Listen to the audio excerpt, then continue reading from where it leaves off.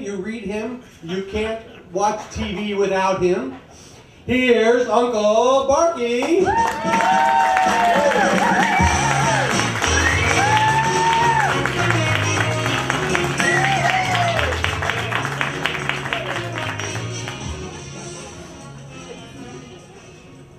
Wow.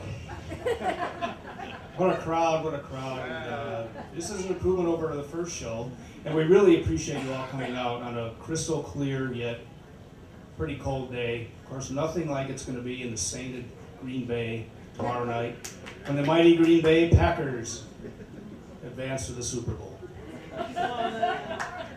Tracy, do you want to say anything about that real quick? Well, I just say that you still haven't paid off on the time that they played the world champion, we wish, Dallas Cowboys. I was just telling Ed, you've probably seen the joke about, it used to be the star on the helmet was the symbol of the Cowboys, and now it's... What did they choke the other day? They did. Oh, well. I think we're going to start out with a little bit of This Is Your Life. I've been doing some research on Tracy based on stuff I'd written about him, God, at the turn of the century almost, it seems, back in the mid to late 80s. And I want to throw out a few things that perhaps you don't know about Tracy, and then just have Tracy elaborate a bit on some of them, if you would. I will put my glasses on. He was born in Granite, Oklahoma, and his father, Wesley, was an accomplished harmonica player with his own radio program, right? How about that? What was your dad like? And obviously, you have no musical talent. No, I have very little. I like to think I'm a good singer, but Jill, my wife, by the way, Jill is, for those of you who haven't met her, is over here in the corner, but hiding.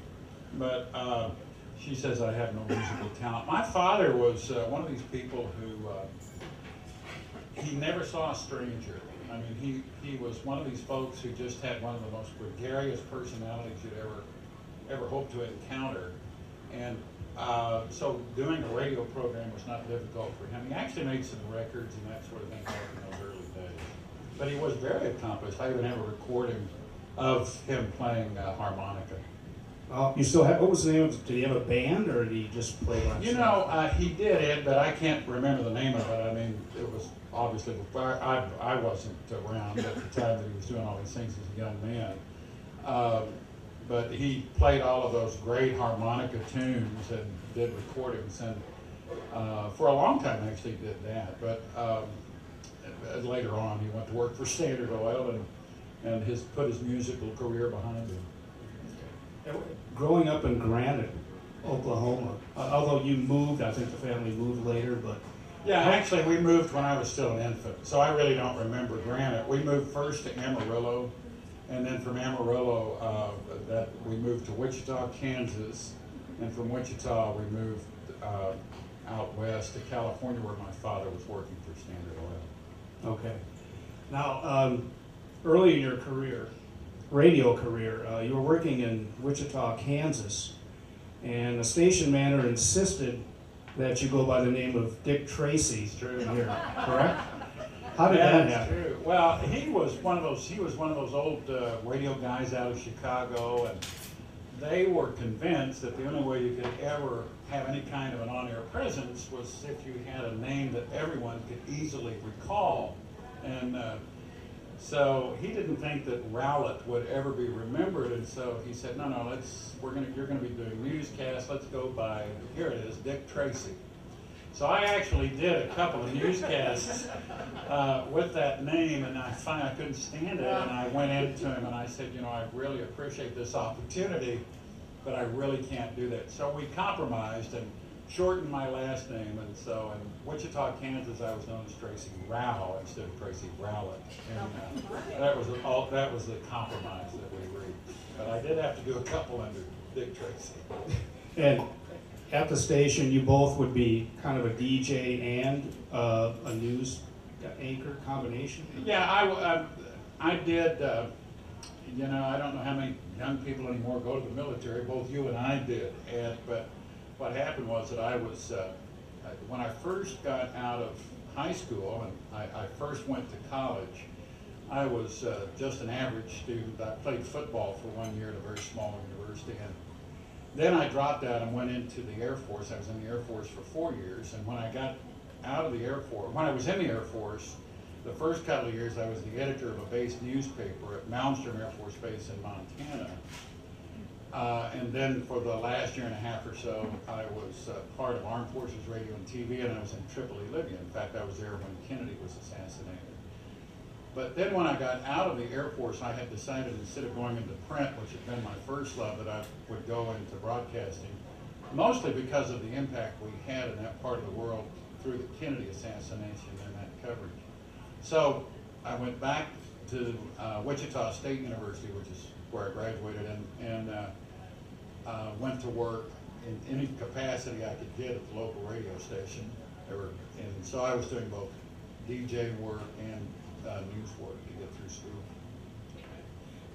You kind of dropped out of broadcast journalism briefly in 1972, and you managed a campaign of a guy named Al Terrell, Yeah. who ran against Fred Harris, who I actually covered in Wisconsin. He ran for president unsuccessfully a few times, but very colorful senator from Oklahoma. Your candidate lost, but what was that like to manage a political campaign?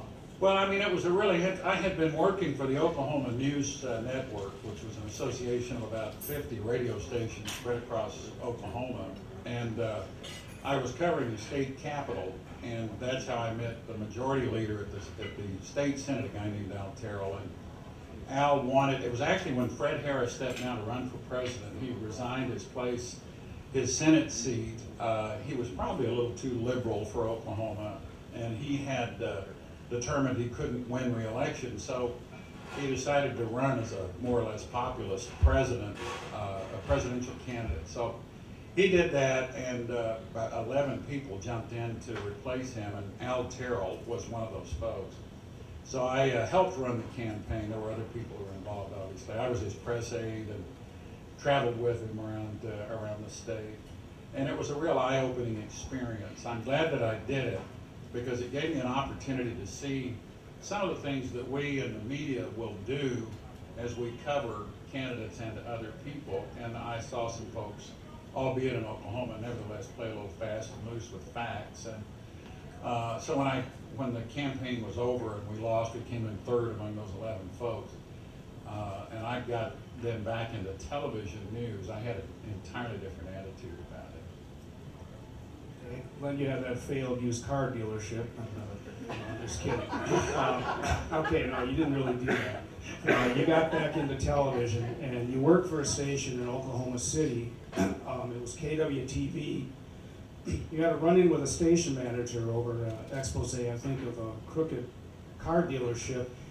And you and Byron Harris, who's still at Channel 8, and Doug Fox, who was there a long time, since his retired, I guess, a few years back, arrived at Channel 8 and were dubbed the Oklahoma Mafia, correct? Right. Tell them a bit about what happened at KWTV that brought you to Dallas. KWTV is a CBS affiliate in Oklahoma City, Channel 9. And Byron was our consumer reporter, and he had put together a series on automobile surcharges.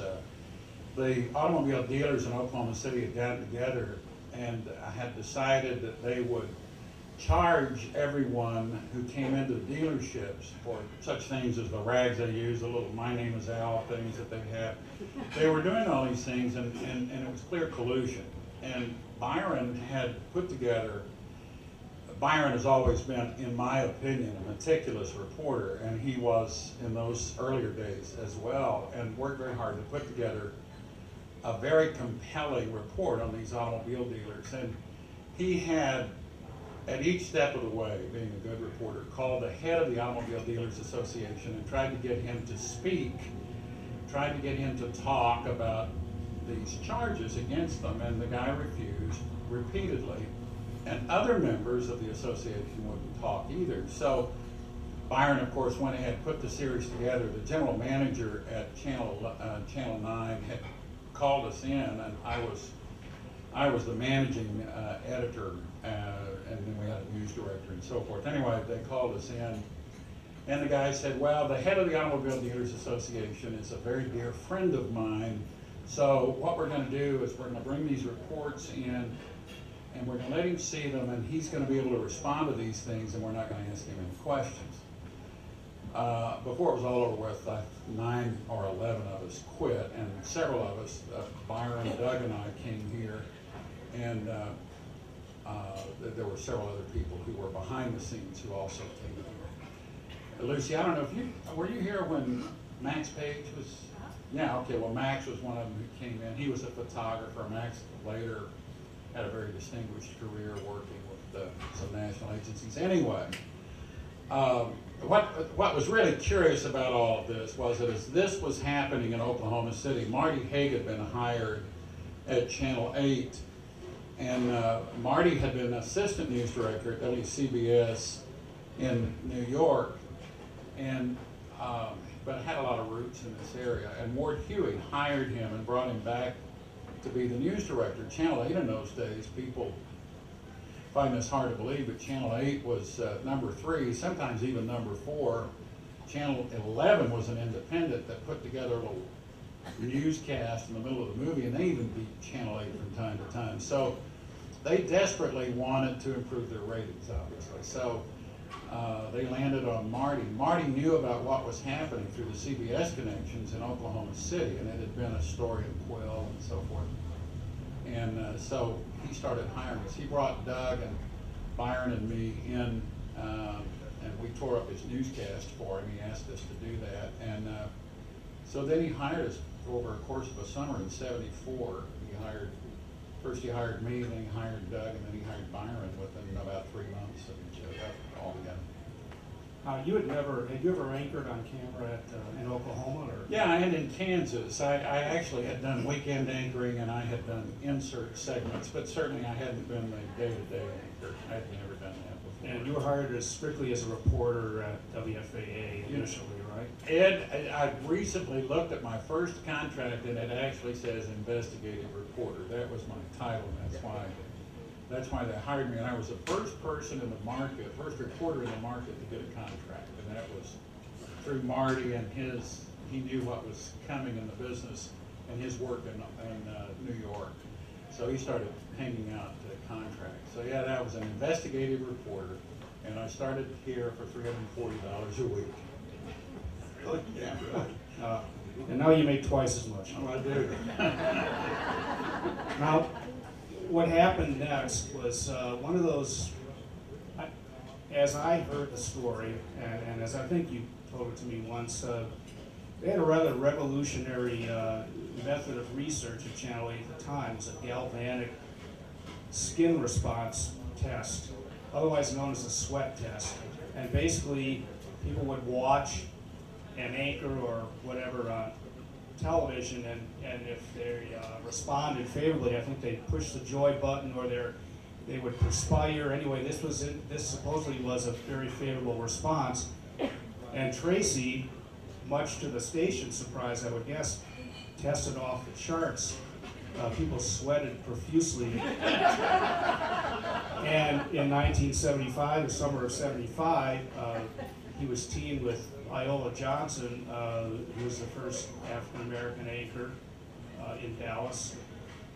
And obviously, the rest is history. They began a long run at #1. But how reluctant were you to do that anchoring? You really had to be talked into it, didn't you, at the time? Yeah, and I don't know that it's my opinion of anchors has changed all that much, but at the time, remember the old Mary Tyler Moore show? I saw anchors as being the Ted Baxter types, and the real fun in this business, and I'll forever believe this, I believe it now, I've always believed it, is in reporting, whether you report as a producer and somebody else actually airs it, or whether you're doing the whole deal, you're producing and putting the thing together. As the reporting work is where the most fun is, and it gives you a variety in life that is I just think unmatched in any other profession. I love it, and I didn't want to be an anchor, so they came to me and said, "Well, you and Iola was the most she was the person that everybody in the market responded to consciously. And as Ed says, I'm the one who made more palms sweat than anybody else. So they thought that this would be a marvelous kind of thing to put together, and I said, I really don't want to do that. I would rather report. And actually, they came to me 2 or 3 times, and finally it was Byron Harris. Byron and I officed together, and Byron said, you know, if this is a way that we can get them in the tent, then I think you ought to do it. And we had a long conversation, which Byron since doesn't remember, but we did. So with his input and encouragement, and the encouragement of some other people, I said, okay. So they made me the weekday 6 and 10 o'clock anchor ad for $26,000 a year. And the reason they said it there was, Dave Lane, who was the general manager, said, well, that way if it doesn't work out, you can go right back into the reporting ranks and we won't have to cut your pay. And I bought it. So you didn't get a raise for anchoring? No, I did, see, because I was doing 17.4, and then they gave me that first contract. It was like 19 and 21. So then when I started anchoring, they upped it by $5,000 and made it 26. Iola was probably making about 60.